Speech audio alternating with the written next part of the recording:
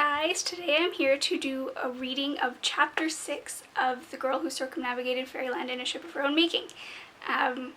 Now, I'm pretty sure I'm the only one who watches these videos, and the only reason I'm recording them is now so that I can listen to them before I go to bed because I was too cheap to buy the audiobook version of this book.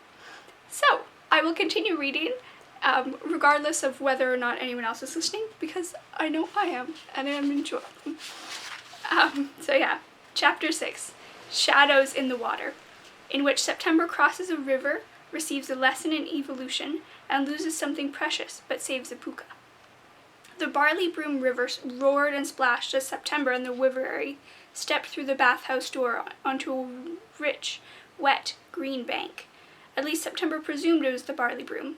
Something colorful and hazy floated in the center of the river as it foamed along around it in a great circle. September almost tripped for gawking. Folk surrounded them, pushing, laughing, shouting, all laden with every kind of suitcase and traveling pack, from brass-branded steamer trunks to green handkerchiefs tied around knotty sticks of hawthorn. September tried to look as though she belonged there, back straight, eyes ahead.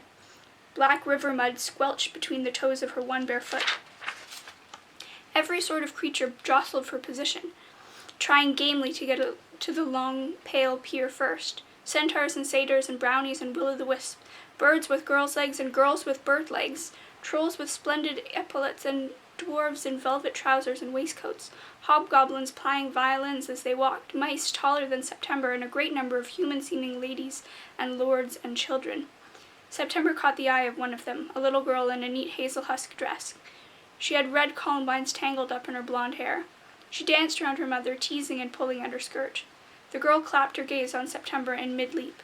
She winked wickedly and shivered her shoulders, and suddenly the girl was a sleek black jackal pup, with a gold stripe down her back. Now jackals are not the wicked creatures some irresponsible folklorist would have children believe. They are quite sweet and soft, and their ears are clever and enormous. Such a lovely creature the little girl had become. Only her narrow blue eyes were the same. Her great tall ears twitched, and she continued on pestering her mother with yips and nips. "Did you know," said the Wiverary happily, snuffling the fresh air with his huge nostrils, "that the Barley Broom used to be full of tea? There was an undertow of tea leaves flowing in from some tributary. It used to be, the color of brandy, with little bits of lemon peel floating in it and lumps of sugar like lily pads. It's not tea now, at least. I've never had tea-colored indigo." "Well, the Marquis said that sort of thing was silly. Everyone knows what a river looks like," she said. She got the Glashton to dam the tributary and drag along nets to catch all the leaves and eat up all the lemon peels and sugar cubes. They cried while they did it. "But you see now it's a nice normal blue color," the Wiverary scowled. "Proper, I guess." He sighed. The jackal girl chased her tail. "What is that girl, Elle?" "Oh, just a puka, I suspect. Starts with P, none of mine, you know." Finally, the procession fanned out before a great, gnarled pier of driftwood and ropey yellow vines. A great barge tiered like a black cake moored there.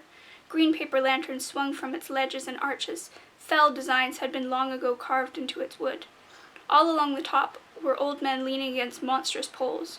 Ribbons and lily strands streamed from the pole tips. The whole effect was very gay and festive, but the old men were haggard and salty and grim. "The Barley Broom Ferry," crowed the Wiverary. "Of course. Never was a need for it before, when a body could fly into pandemonium as quick as you like.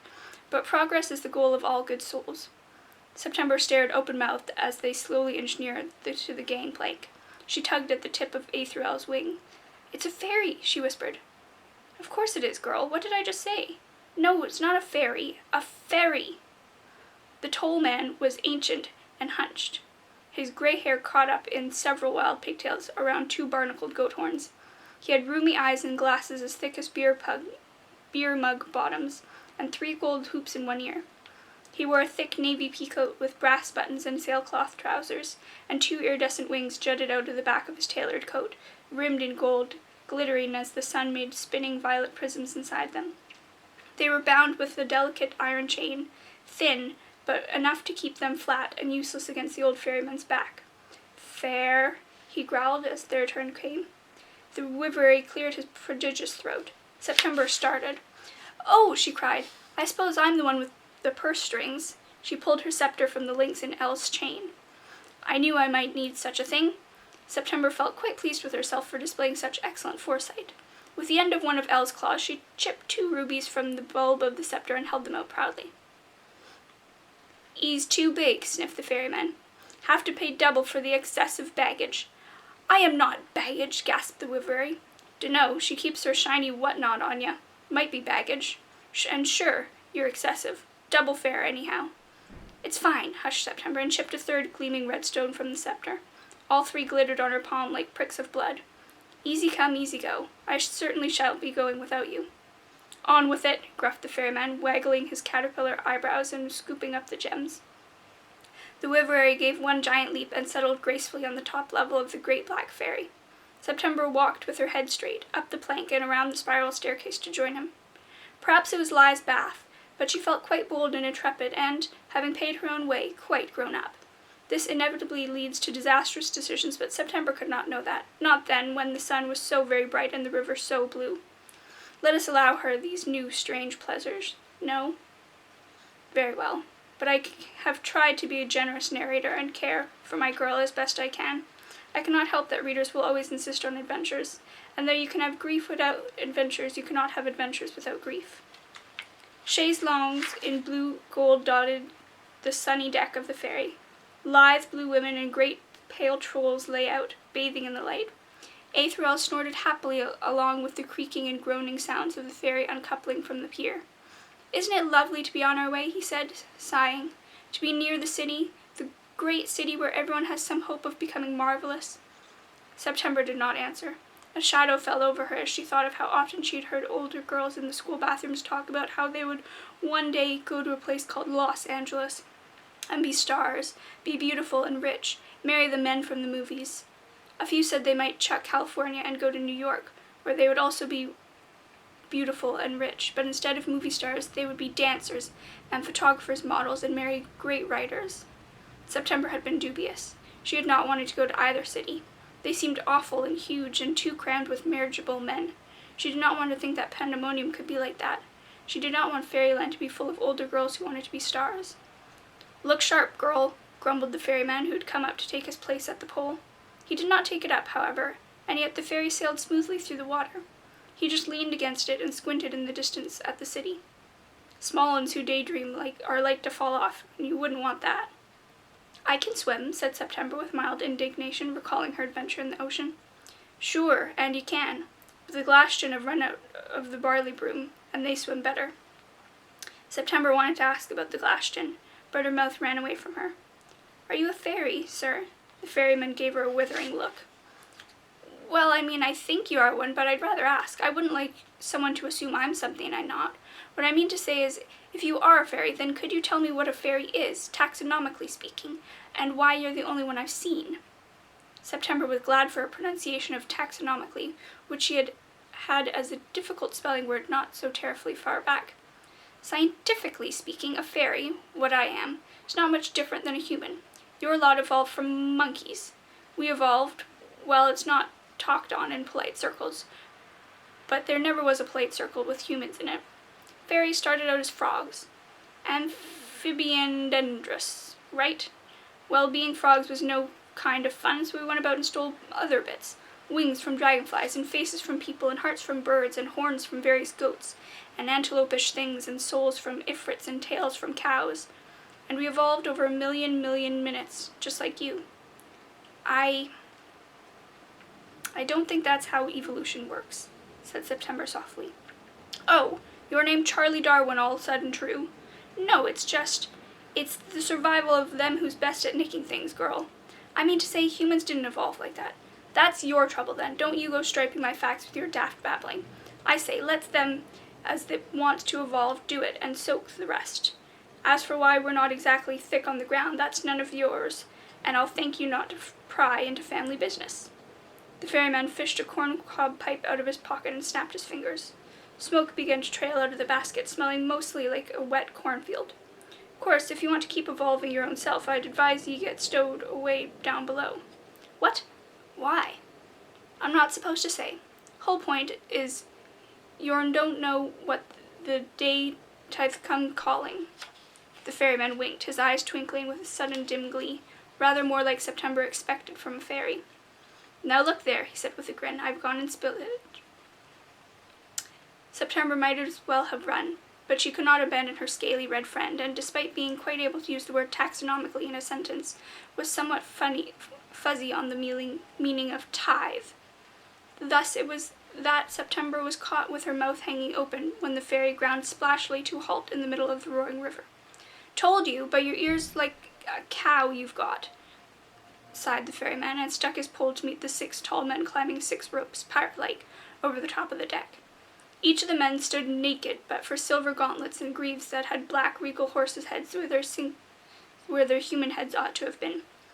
The leader, a big brass ring in his silky nose as if he were a bull, called out in a deep, echoing voice, Charlie Crunchcrab, the Glashtan, come to claim our tithe by the law and right of fair trade.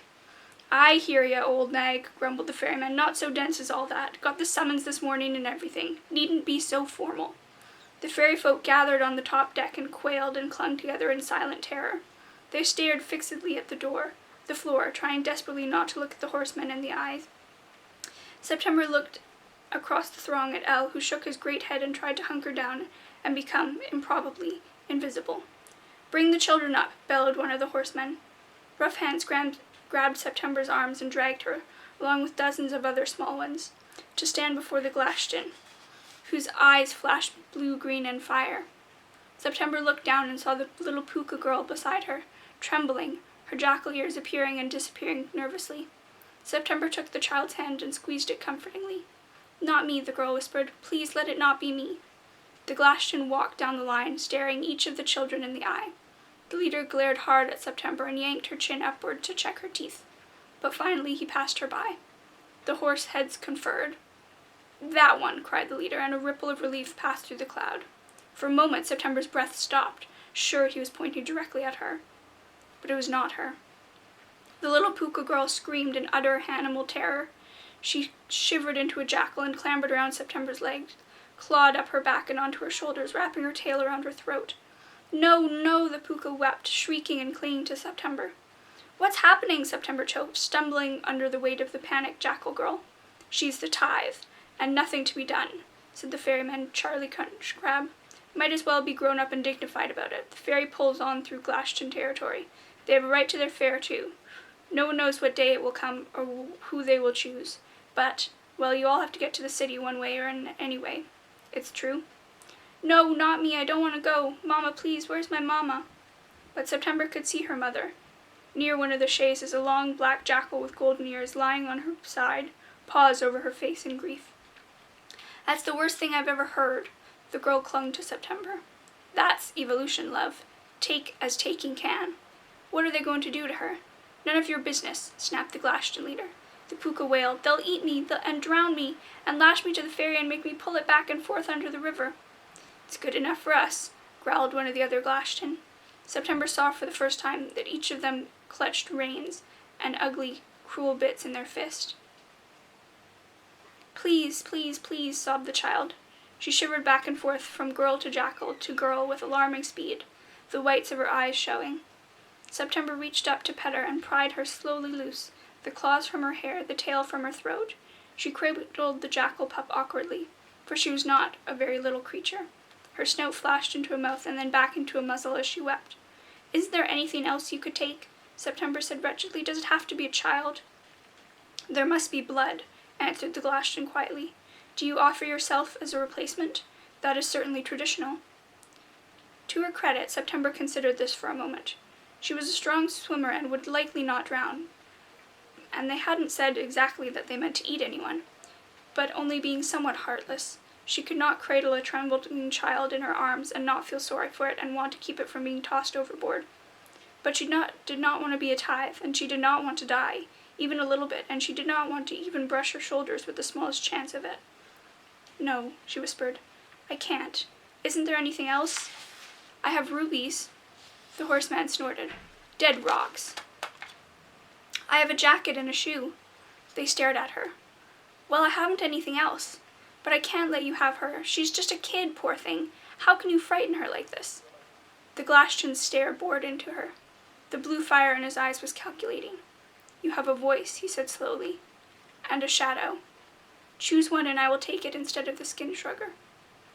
You might think that this is no kind of choice, but September was suspicious. No bargain in Fairyland could be that easy, and yet she could not lose her voice. She could not. How would she talk to Elle? How would she sing? How would she explain to her mother where she had gone? And she could also not let the girl, whose arms were clutched even now around her neck, go down into the dark river. Even if they did not drown her and eat her, the girl didn't want to go, and September could get very cross about that sort of thing. "My shadow," she said. "Take it, though it hasn't any blood, you know." She set the puka down, and the child bolted to her mother, shivering fully into a pup midway across the fairy deck. The two jackals licked each other's faces and whined. The Glasston held out his hand to Charlie Crunchcrab. The fairy unbuckled an ugly, rusted, serrated knife from his belt and passed it over. September had time to think, "Oh, this will hurt," before the Glasston seized her, spun her around, and sawed the knife back and forth along her spine. She felt cold and faint. The knife made noises like shredding silk and grinding bone. She thought she might topple over, the pain was so terrible, running up and down her back. Still, she refused to cry. Finally, there was a thickening crack, and the Glasston pulled away with the scrap of something in his hand. A single drop of September's blood dripped from the knife as to the bleached wood of the deck. The Glasston set the scrap of something down before him. It pooled darkly, shining a little, and then stood up in the shape of a girl just September's height, with just September's eyes and hair, all of black smoke and shadow. Slowly, the shadow September smiled and pirouetted on one foot. It was not a gentle smile or a kind one. The shadow extended her hand to the Glasston, who took it, smiling himself. "We shall take her below and love her and put her at the head of our parades," he said, "for she was not taken but given, and thus our only true possession." The shadow curtsied. To September the curtsy seemed somewhat vicious, if a curtsy could be vicious. September was unsure that she had done the right thing now. Surely she would miss her shadow, and surely the Glasston meant to make mischief with it of some sort or another.